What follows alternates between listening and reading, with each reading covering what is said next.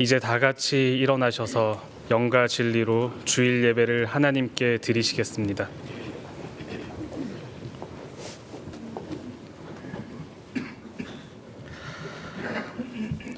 여호와는 위대하시니 지극히 찬양할 것이요 모든 신들보다 경외할 것이며 만국의 모든 신들은 우상들이지만 여호와께서는 하늘을 지으셨음이로다. 존귀와 위엄이 그의 앞에 있으며 능력과 아름다움이 그의 성소에 있도다. 아멘.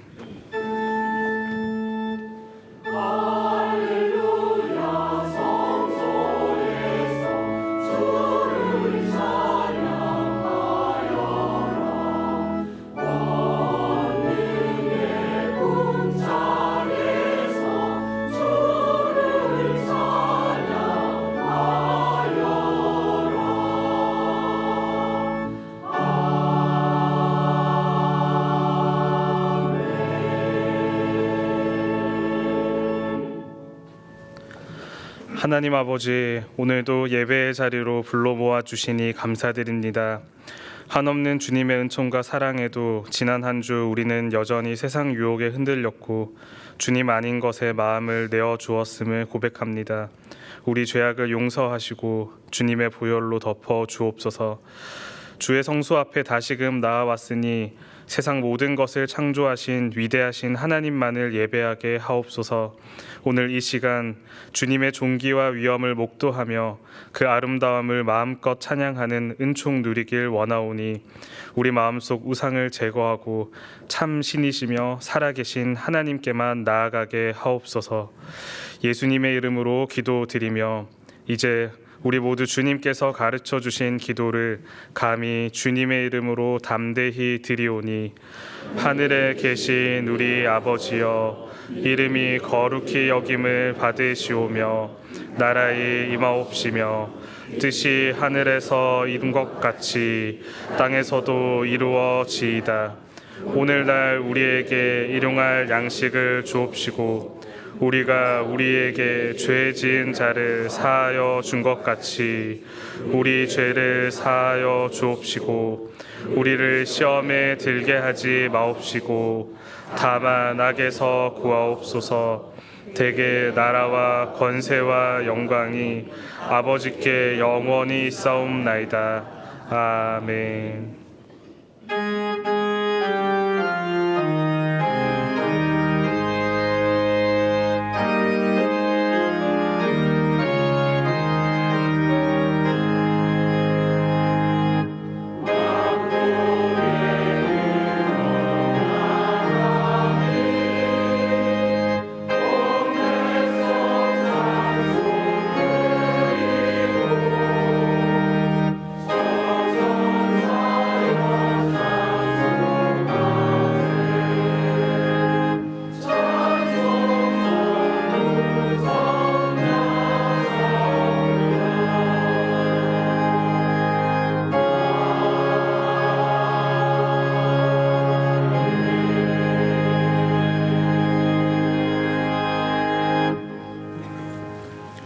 교동문 68번을 함께 교독하시겠습니다. 교동문 68번입니다.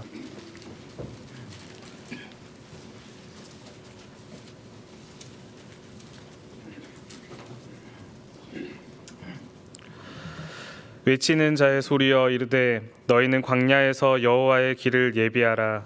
사막에서 우리 하나님의 대로를 평탄하게 하라. 골짜기마다 도두어지며 산마다 언덕마다 낮아지며 고르지 아니한 곳이 평탄하게 되며 험한 곳이 평지가 될 것이요 여호와의 영광이 나타나고 모든 육체가 그것을 함께 보리라. 이는 여호와의 입이 말씀하셨느니라.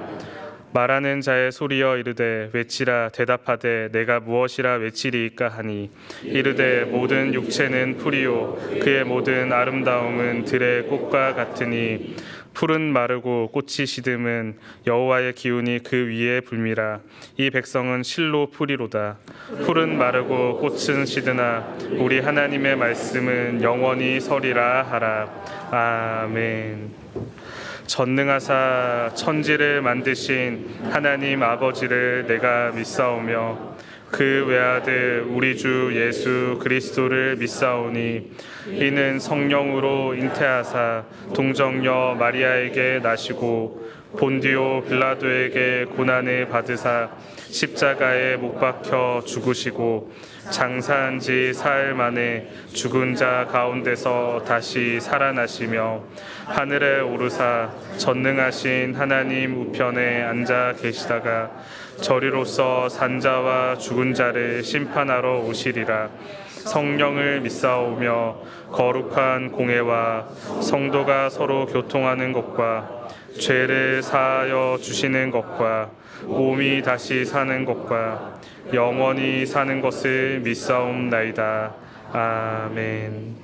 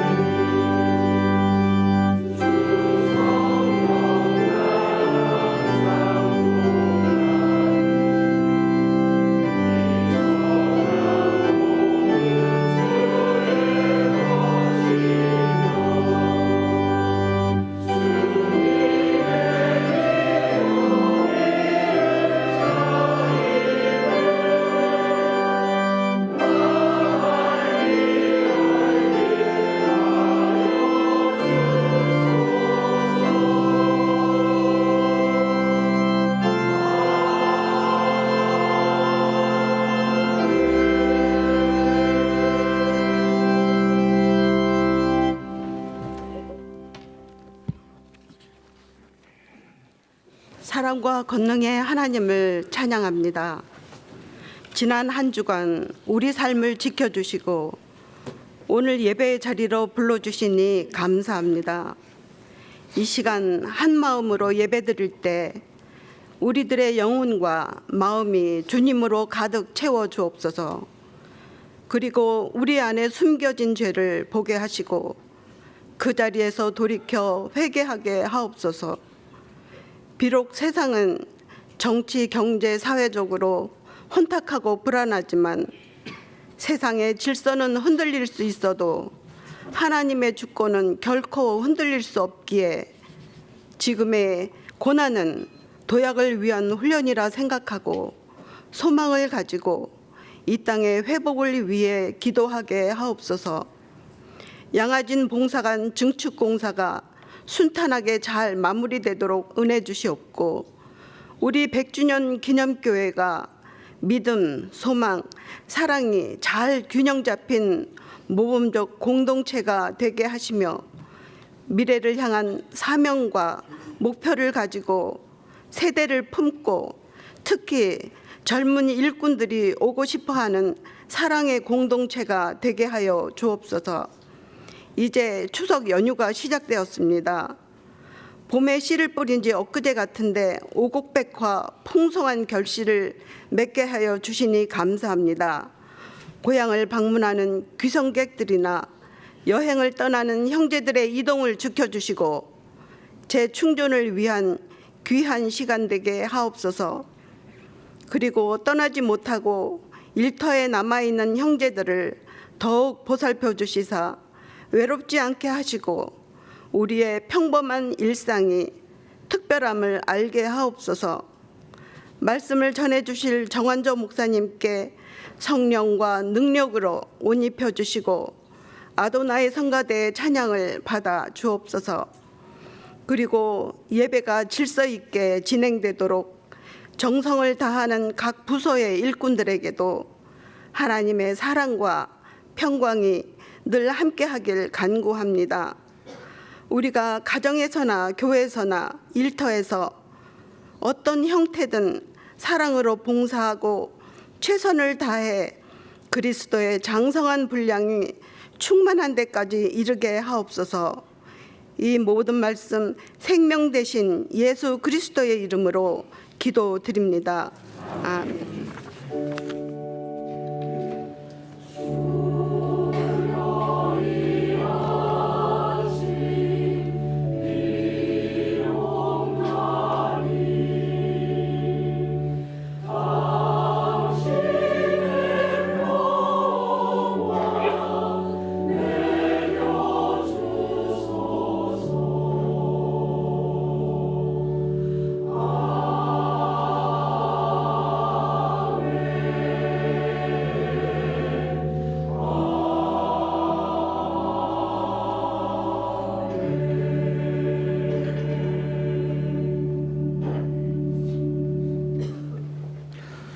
교회 소식을 알려드리겠습니다. 민족의 명절인 추석을 맞아 교우님 가정에 주님의 은총이 충만하기를 기원합니다. 명절에 가정예배 드리는 분을 위해 추석 가정예배 순서지를 준비했습니다. 각 예배 공간 1층에 비치되어 있으며 홈페이지 안내 및 공지에 교회에서란에서 다운로드 하실 수 있습니다. 명절 연휴 동안 양아진 묘원은 개별 방문만 가능하며 순교자 기념관과 침묵의 기도실은 휴관합니다. 또한 이번 주 세신자반, 성숙자반, 사명자반, 중보기도회, 성경통독 하요반, 시니어 전도인 학교는 열리지 않지만 새벽 기도회와 수요 성경 공부는 정상적으로 진행됩니다. 첫째 주일인 오늘은 우리 교우님을 위해 홍보관 2층 양아진 선교사 전시실인 양아진홀을 개방합니다. 대외부서 한중일 사역팀과 청년교구가 연합하여 이번 주 목요일부터 다음 주 월요일까지 일본 사가현 다케오 교회에서 단기 봉사를 진행합니다. 교회학교 교사를 위한 하반기 교사학교가 잡힌 바 된 그것을 잡으려고 라는 주제와 아이들의 발달과 차이를 품는 시선이라는 부제로 다음 주일 오후 3시 30분 교육관 4층 예배실에서 열립니다. 서원대학교 유아교육과 교수이신 안지영 집사님의 강의로 진행되며 현 교사 외에 누구든지 참여하실 수 있습니다. 제13회 싱글 매칭 학교가 11월 8일, 15일 토요일 오전 9시에 열립니다. 믿음 안에서 사귐을 찾는 청년들의 적극적인 참여 바랍니다. 참여를 원하시는 분은 홈페이지 신청 및 안내 또는 교구에서 보내드린 링크를 통해 신청해 주시기 바랍니다. 기타 봉사팀 모집 내용과 나머지 교회 소식은 주보를 참고해 주시기 바랍니다.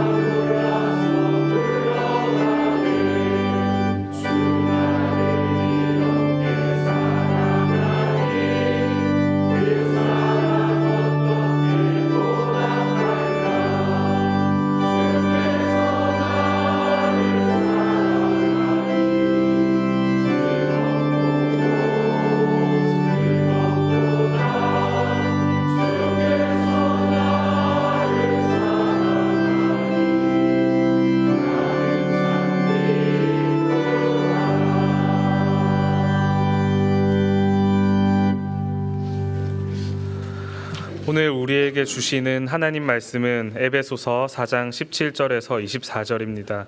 신약성경 314쪽입니다. 에베소서 4장 17절에서 24절입니다. 제가 봉독하겠습니다. 그러므로 내가 이것을 말하며 주 안에서 증언하노니 이제부터 너희는 이방인이 그 마음에 허망한 것으로 행함같이 행하지 말라. 그들의 총명이 어두워지고 그들 가운데 있는 무지함과 그들의 마음이 굳어짐으로 말미암아 하나님의 생명에서 떠나 있도다. 그들이 감각 없는 자가 되어 자신의 방탕에 방임하여 모든 더러운 것을 욕심으로 행하되 오직 너희는 그리스도를 그같이 배우지 아니하였느니라. 진리가 예수 안에 있는 것 같이 너희가 참으로 그에게서 듣고 또한 그 안에서 가르침을 받았을진데 너희는 유혹의 욕심을 따라 썩어져가는 구습을 따르는 옛 사람을 벗어버리고 오직 너희의 심령이 새롭게 되어 하나님을 따라 의와 진리의 거룩함으로 지으심을 받은 새 사람을 입으라. 아멘.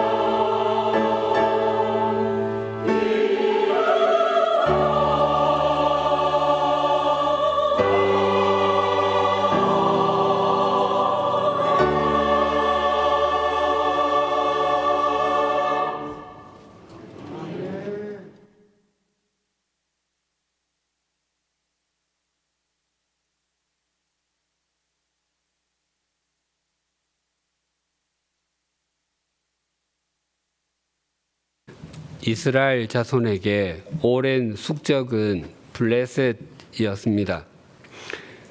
블레셋은 이스라엘 자손이 가나안 땅에 정착한 이후로 끊임없이 전쟁을 걸어왔습니다. 블레셋과 이스라엘 사이에 있었던 대표적인 전쟁은 사무엘상 17장에 기록된 블레셋을 대표하는 골리앗과 이스라엘을 대표하는 다윗과의 싸움입니다. 골리앗은 신장이 6규빗 1뼘이었습니다. 1규빗은 약 45.6cm이고 한 뼘은 20cm 정도이니 그의 키는 290cm도 넘었습니다. 우리말에서 관용적 표현으로 키가 아주 큰 사람을 과장해서 말할 때 팔척장신이라고 합니다. 하지만 골리앗은 과장해서가 아니라 실제적으로 구척장신보다도 컸습니다. 이스라엘의 군인들은 그의 신장만 보고서도 주눅이 들어서 전의를 상실할 정도였습니다. 그것만이 아니었습니다. 그의 머리에 노투구를 쓰고 있었고 몸에는 물고기 비늘 모양의 갑옷을 입고 있었습니다. 그 무게만 해도 약 57kg이나 되었습니다. 뿐만 아니라 골리앗이 들고 있었던 창은 창날의 무게만 해도 약 6.8kg이었습니다. 창 전체의 무게는 10kg도 훌쩍 넘었을 것입니다. 그런 갑옷과 창을 일반 군인이 입고 들면 아마 움직이기도 힘들었을 것입니다. 그것뿐만 아니라 골리앗 앞에는 커다란 방패를 들고 있는 군인도 있었습니다. 그 군인은 어디서 날아올지 모르는 화살이나 창으로부터 골리앗을 보호하기 위한 경호원 같은 사람이었습니다. 성경은 골리앗을 싸움을 도두는 자라고 합니다. 고대에는 전쟁을 치를 때 대표자를 세워서 싸우곤 했습니다. 그 대표가 이기면 전체의 전쟁에서 승리하는 것입니다. 그와 같은 방식은 사상자를 최소한으로 하는 것이었습니다. 당연히 그 군대에서 싸움에 관한 한 가장 뛰어난 사람을 내세울 것입니다. 그 사람이 블레셋 쪽에서는 골리앗이었습니다. 그래서 대부분의 영어 성경에서는 싸움을 도두는 자를 챔피언으로 번역했습니다. 그 누구도 견줄 수 없는 신체 조건에 보호 장비, 전투력 등 그를 이길 만한 사람은 아무도 없는 것처럼 보였을 것입니다. 이런 군인이었던 골리앗이 마침내 다윗이 물매로 던진 돌이 그 이마에 박혀서 땅에 꼬꾸라지고 말았습니다. 그때 다윗이 취한 행동을 사무엘상 17장 51절이 이렇게 말씀합니다. 다윗이 달려가서 블레셋 사람을 밟고 그의 칼을 그 칼집에서 빼내어 그 칼로 그를 죽이고 그의 머리를 베니 블레셋 사람들이 자기 용사의 죽음을 보고 도망하는지라. 다윗은 골리앗의 칼을 그의 칼집에서 빼서 그를 참수했습니다. 다윗이 물매를 들고서 골리앗에게 나아갈 때 이렇게 말했었습니다. 사무엘상 17장 45절이 이러합니다. 다윗이 블레셋 사람에게 이르되 너는 칼과 창과 단창으로 내게 나아오거니와 나는 만군의 여호와의 이름 곧 내가 모욕하는 이스라엘 군대의 하나님의 이름으로 내게 나아가노라. 기골이 장대한 골리앗이 믿고 있었던 것은 그가 가지고 있던 칼과 창과 단창이었습니다. 그는 칼과 창과 단창이 자기를 지켜줄 것이라고 굳게 믿었습니다. 하지만 그는 그렇게 믿었던 자기 칼에 의해서 참수를 당하고 말았습니다. 누가복음 12장에는 예수님께서 들려주신 한 부자에 관한 비유가 있습니다. 그는 밭에서 많은 소출을 거두었습니다. 곡식이 얼마나 많이 추수되었던지 곡간에 쌓아도 끝이 없었습니다. 그래서 부자는 장고를 거듭한 후에 이렇게 결정하자 그의 가슴속은 만족함으로 가득했습니다.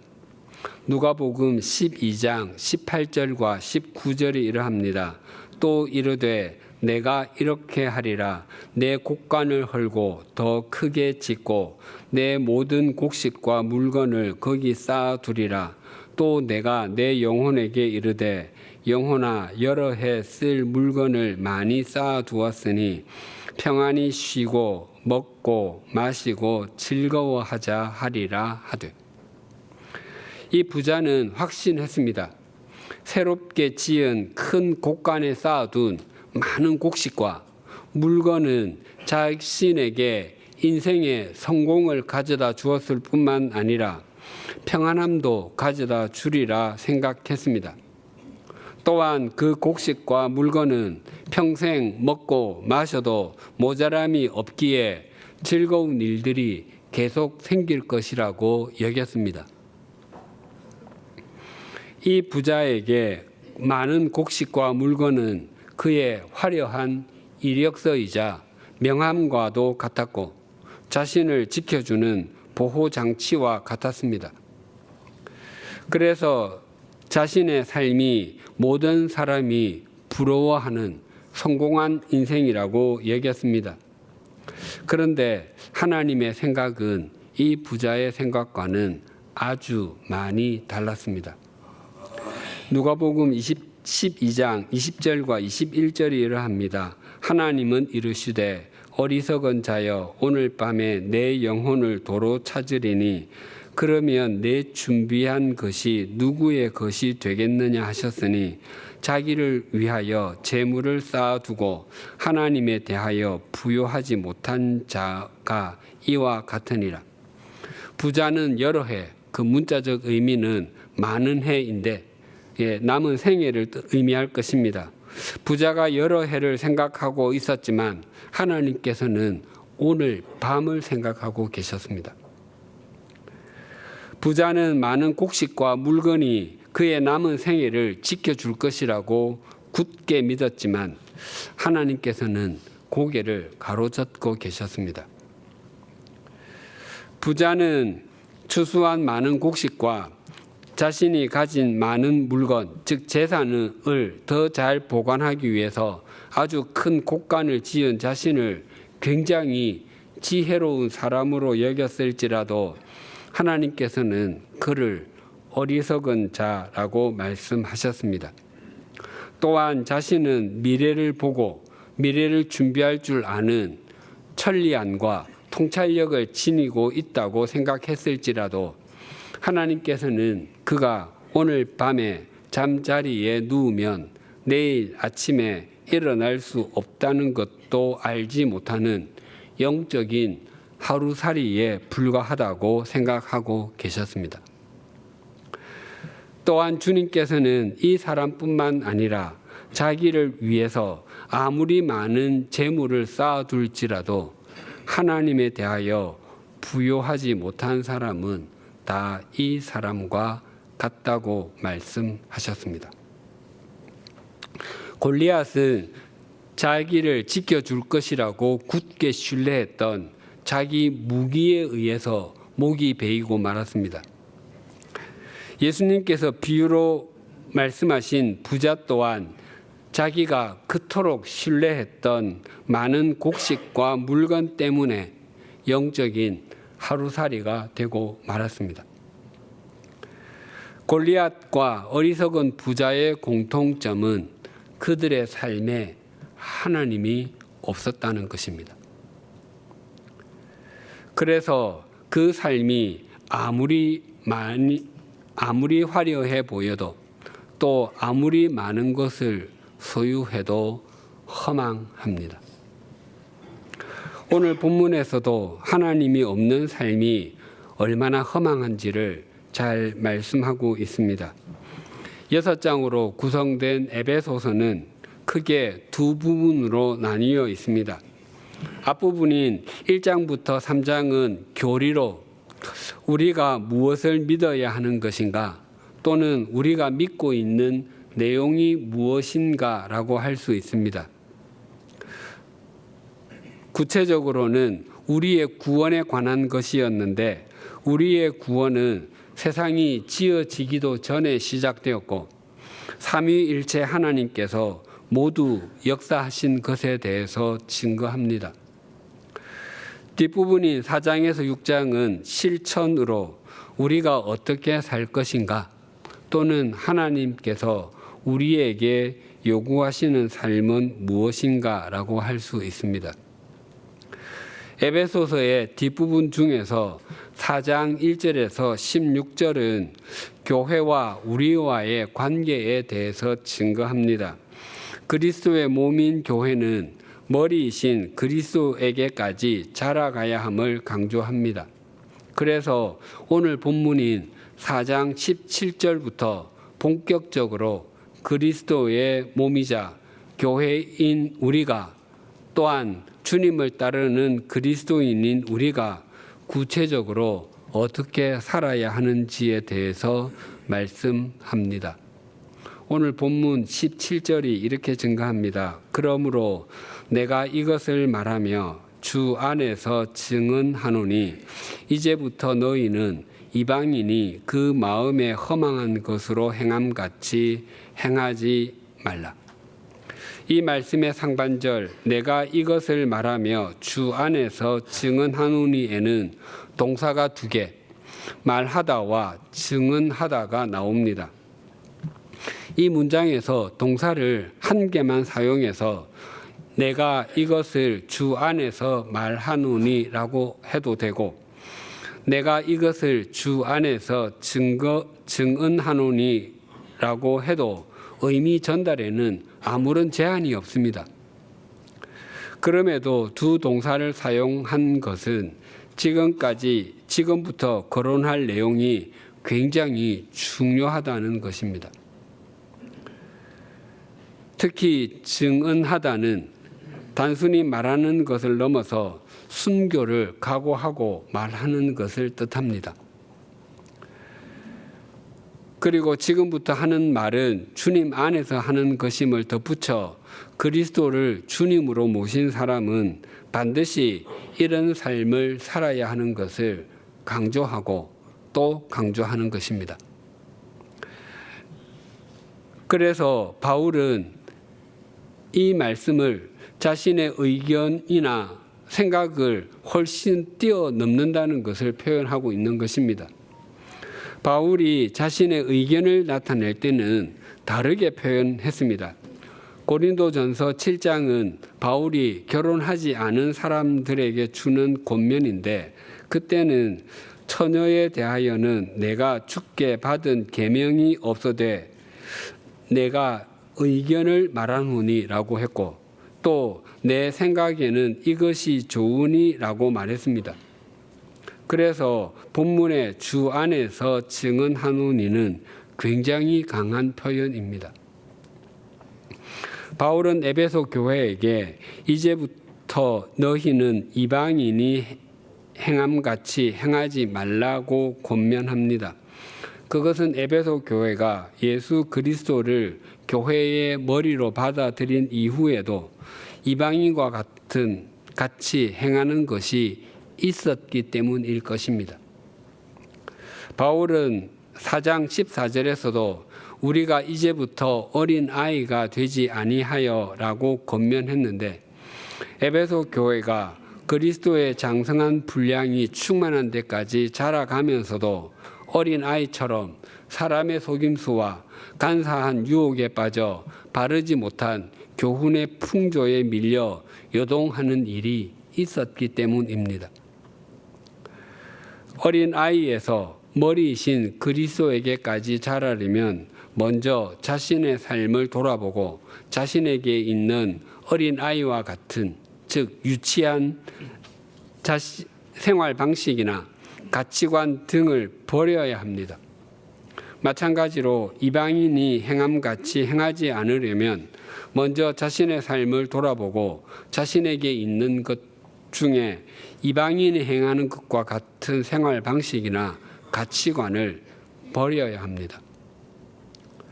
성경에서 말하는 이방인은 표면적으로는 이스라엘 나라가 아닌 다른 나라 사람이나 이스라엘 민족이 아닌 다른 민족 사람을 뜻하지만 하나님께서 이방인과 같이 행하지 말라라고 말씀하실 때 이방인은 외국 사람이나 다른 민족 사람을 의미하지 않습니다.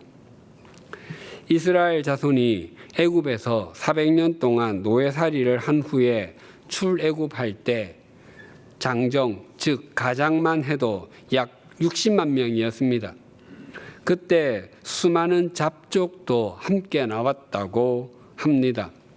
그들은 이스라엘 자손과 함께 40년 동안 광야 생활을 똑같이 했습니다. 이스라엘 자손이 먹었던 만나와 메추라기도 먹었고 반석에서 터진 물을 마셨습니다. 그리고 함께 가나안 땅에 들어가서 이스라엘 자손의 일부가 되었습니다. 그 사람들이 민족이 다르다고 이방인 취급을 받지 않았습니다. 이스라엘은 출발부터 민족 공동체라기보다 신앙 공동체였습니다. 룻은 모압 사람이었습니다. 하지만 남편 말론을 잃었지만 시어머니 나오미를 따라서 남편의 고향 베들레헴으로 왔고 거기서 보아스와 결혼하여 오벳을 낳았습니다.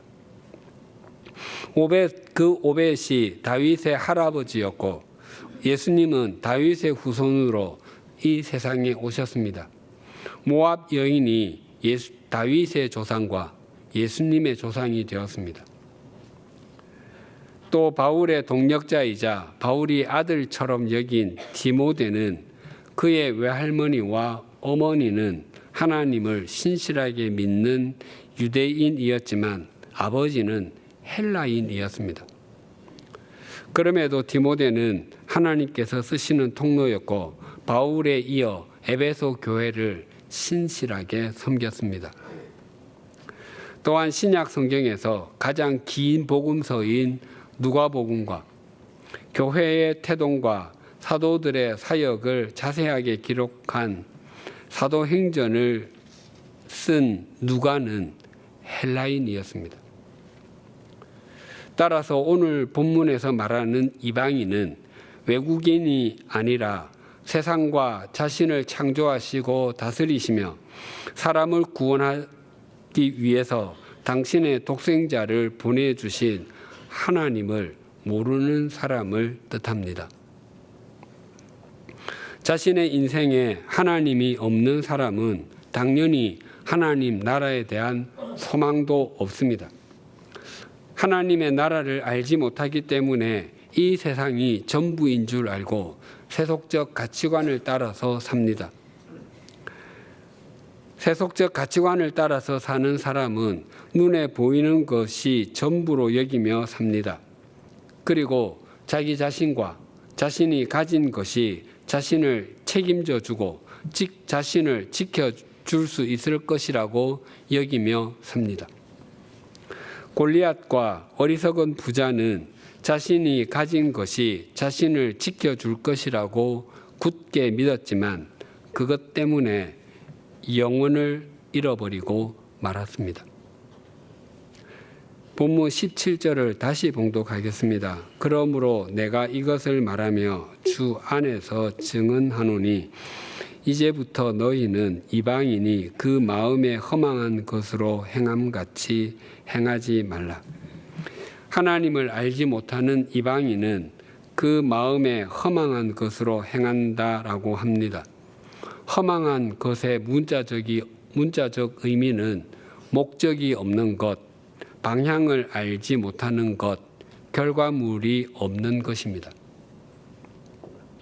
학생이 기말고사와 같은 중요한 시험을 앞두고 있으면 갑자기 모든 TV 프로그램이 재미있어집니다.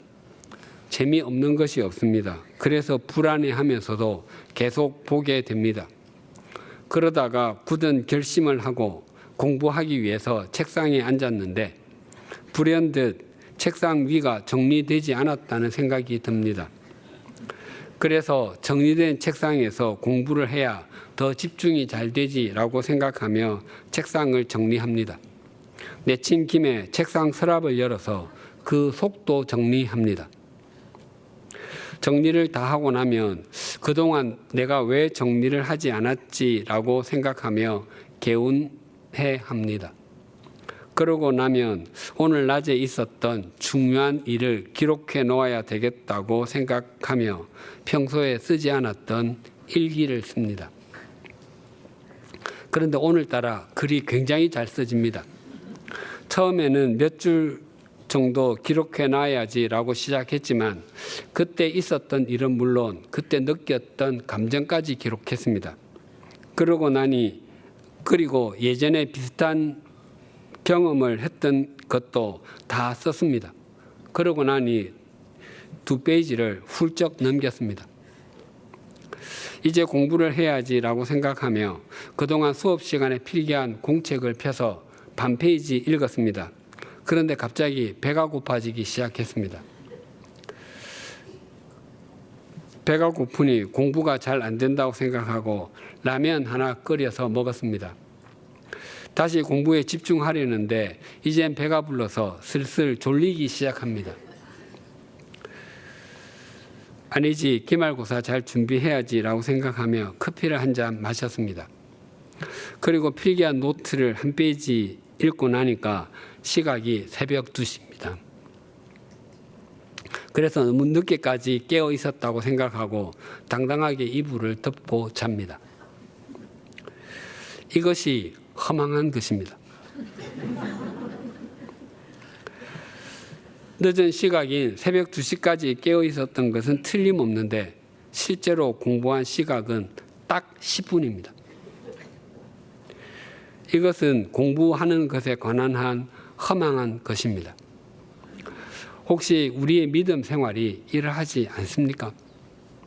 믿음 생활을 바르게 그리고 제대로 해야겠다고 생각은 했지만 실제로는 세속적으로 좋아 보이는 일, 내 마음에서 일어나는 충동적인 일, 내 눈으로 보기에 좋아 보이는 일에 몰두하고 계신 것은 아닙니까? 로마서 1장 21절이 이러합니다. 하나님을 알되 하나님을 영화롭게도 아니하며 감사하지도 아니하고 오히려 그 생각이 허망하여지며 미련한 마음이 어두워졌나니. 하나님을 바르게 그리고 제대로 알지 않으면 또한 하나님을 목적 삼지 않으면 우리는 결국 허망한 것으로 귀결되는 일에 빠져들게 됩니다. 그래서 다시 하나님을 깊이 만나고 나면 난 참 바보처럼 살았군요 라고 엎조리게 됩니다. 본문 18절에 이렇게 증가합니다. 그들의 총명이 어두워지고 그들 가운데 있는 무지함과 그들의 마음이 굳어짐으로 말미암아 하나님의 생명에서 떠나 있도다.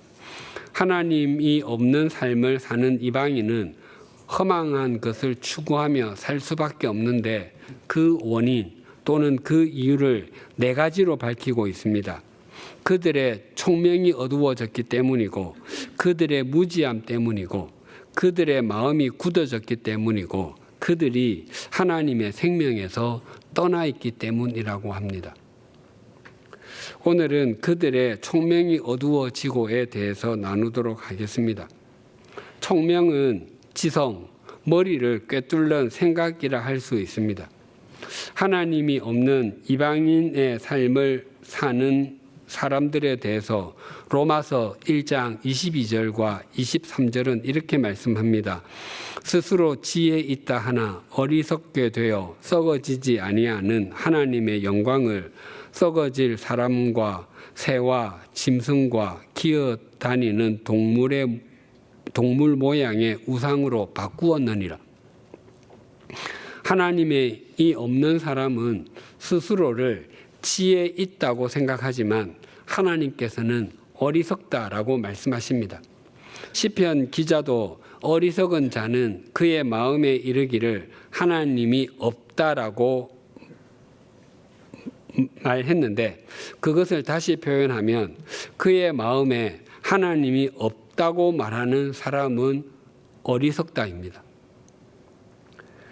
하나님이 없는 사람이 지혜로울 수 없습니다. 왜냐하면 그에게는 하나님의 나라가 없기 때문입니다. 또한 하나님이 없는 사람은 사람보다 못한 것들을 우상으로 섬깁니다. 하나님께서 사람을 창조하실 때 당신의 형상을 담아 최고의 작품으로 만드셨는데, 사람이 그 하나님을 떠나고 나니 자신과 같은 사람이나 자신보다 훨씬 못한 동물과 같은 것에 매이는 존재가 되어버리고 말았습니다. 하나님이 없어서 총명이 어두워진 사람의 모습은 성경 곳곳에 나타나 있습니다. 마태복음 4장 14절에서 16절이 이러합니다. 이는 선지자 이사야를 통하여 하신 말씀을 이루려 하심이라. 일러스되 스불론 땅과 납달리 땅과 요단강 저편 해변길과 이방의 갈릴리여, 흑암에 앉은 백성이 큰 빛을 보았고 사망의 땅과 그늘에 앉은 자들에게 빛이 비추었도다 하였느니라. 이스라엘의 북쪽 스불론 땅과 납달리 땅인 갈릴리 지방은 변방이라는 지역적인 이유로 역사적으로 주변 나라의 침입에 항상 시달렸습니다. 게다가 솔로몬 왕은 성전과 왕궁을 20년 동안 지은 후에 막대한 양의 백향목과 잣나무, 금 등을 제공한 두로 왕 히람에게 갈릴리 지방의 도시 20개를 그 보답으로 넘겨주기도 했습니다. 그 도시의 사람들은 졸지에 모든 것을 다 빼앗기고 이스라엘 백성에서 두로 백성으로 신분이 바뀌었습니다. 그래서 그들은 이스라엘 사람이면서도 이방인처럼 여김을 받았습니다. 그 결과로 갈릴리야말로 짙은 어두움이 가득한 땅이 되었고 죽음의 그림자가 엄습하는 그늘진 땅이 되었습니다. 이스라엘의 역사적인 사건을 통해서 모든 인간이 범죄하고 하나님을 떠남으로 인해 흑암에 앉은 백성이 된 것으로 묘사하고 있습니다. 그러나 예수 그리스도께서 오심으로 그 어두움의 땅, 사망의 땅에 영원한 생명의 빛이 비추게 되었습니다. 그래서 예수 그리스도가 없는 사람에게는 빛이 없습니다. 즉 총명이 어두워져 있습니다. 또한 부활하신 예수님께서는 다메섹으로 가던 사울, 즉 바울을 찾아가 만나 주심으로 그를 당신의 사도로 세워 주셨습니다. 바울은 자신이 받은 소명을 아그리빠 왕 앞에서 이렇게 고백했습니다. 사도행전 26장 16절에서 18절입니다. 일어나 너의 발로 서라. 내가 내게 나타난 것은 곧 내가 나를 본 일과 장차 내가 내게 나타날 일에 너를 종과 증인을 삼으려 함이니 이스라엘과 이방인들에게서 내가 너를 구원하여 그들에게 보내어 그 눈을 뜨게 하여 어두움에서 빛으로 사탄의 권세에서 하나님께로 돌아오게 하고 죄사함과 나를 믿어 거룩하게 된 무리 가운데서 기업을 얻게 하리라 하더이다. 바울은 자신이 받은 소명이 사람들의 눈을 뜨게 해서 어두움에서 빛으로 돌아오게 하는 것이라고 합니다. 하나님이 없는 사람들은 총명이 어두워져 있기 때문입니다. 바울 자신도 부활하신 주님을 만났을 때 눈이 사흘 동안 멀게 되었다가 다시 보게 되었습니다. 이전에 자신은 그 누구보다도 바르게 보고 그 누구보다도 총명함이 있다고 생각했지만 실상은 눈이 먼 상태에 있었고 지독한 무지함 속에 있었던 것입니다. 지난 주일 3부 예배에서 도미누스 성가대가 내일 일은 남몰라요 라는 곡을 참 감동적으로 찬양을 드렸습니다. 그 찬양은 원래 외국 곡을 번안한 것입니다. 우리말로는 1절에서 3절 가사가 모두 다르지만 원곡은 뒷부분이 후렴입니다. 본래는 후렴인 우리말 1절 후반부 가사가 이러합니다. 내일 일은 남 몰라요. 장래 일도 몰라요. 아버지여 날 붙어사 평탄한 길 주옵소서. 그런데 원곡의 후렴은 이러합니다. 내일에 관한 많은 것을 전 이해할 수 있다고 여기지 않습니다. 그러나 저는 내일을 쥐고 계신 분이 누구신지 압니다. 또한 내 손을 잡고 계신 분이 누구신지도 압니다. 하나님을 알지 못하는 이방인은 하나님 나라에 대한 소망이 없습니다. 그래서 이 세상이 전부인 줄 알고 세속적 가치관을 따라서 삽니다.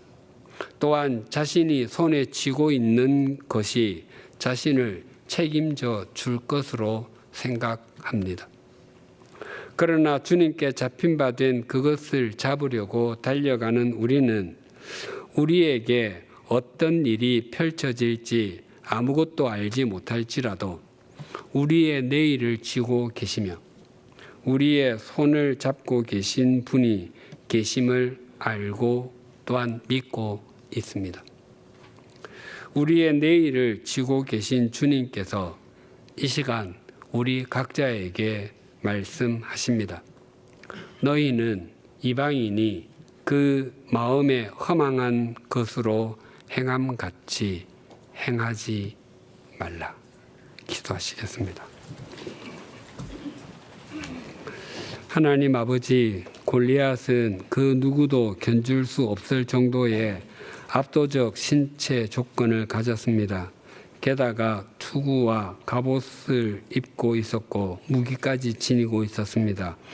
싸움에 관한 한 그 누구에게도 지지 않을 것처럼 보였습니다. 그러나 그에게는 하나님이 없었습니다. 자신이 가진 무기가 자신을 지켜줄 것이라고 믿었지만 결국 자신이 차고 있던 칼에 참수를 당하고 말았습니다. 또한 예수님께서 비유를 통해서 들려주신 부자는 큰 곡간을 새로 지어야 할 정도로 추수한 곡식이 많았고 가진 물건도 많았습니다. 그는 자신이 소유한 많은 곡식과 물건이 여생을 책임져 줄 것이라고 굳게 믿었습니다. 하지만 그에게도 하나님이 계시지 않았습니다. 그래서 그는 영원히 어리석은 사람이 되고 말았습니다. 우리의 삶과 믿음을 정직하게 돌아봅니다. 바라옵나니 우리의 믿음 생활이 하나님이 없는 이방인과 같지 않게 하시고 세속적 가치관이나 우리가 지닌 것이 우리를 지켜주리라 생각하는 어리석음에서 벗어나게 하여 주시옵소서. 오직 우리의 내일을 쥐고 계시는 분이 있으며 우리의 손을 잡고 계시는 분이 있다는 것을 늘 의식하며 살아가므로 우리의 머리가 되시는 그리스도에게까지 범사에 자라나게 하여 주시옵소서. 민족의 명절 추석을 맞아 적지 않은 교우님들이 귀성길에 올랐고 또 오르게 될 것입니다. 가족 간 서로에 대한 사랑과 신뢰가 더욱 깊어지게 하시고 가족이 함께 드리는 예배와 교제 속에 하나님의 풍성한 은혜가 있게 하시며 감사가 있게 하여 주시옵소서. 혹 가족 중에 하나님을 알지 못하는 사람이 있어서 그의 구원을 위해 기도하는 성도가 있다면 그 기도가 하나님의 때에 응답되게 하여 주시옵소서. 그리하여 하나님께서 온 가족의 내일을 쥐고 계신다는 것을 믿음으로 고백하는 그 날이 속히 오게 하여 주시옵소서. 예수님의 이름으로 기도드립니다. 아멘.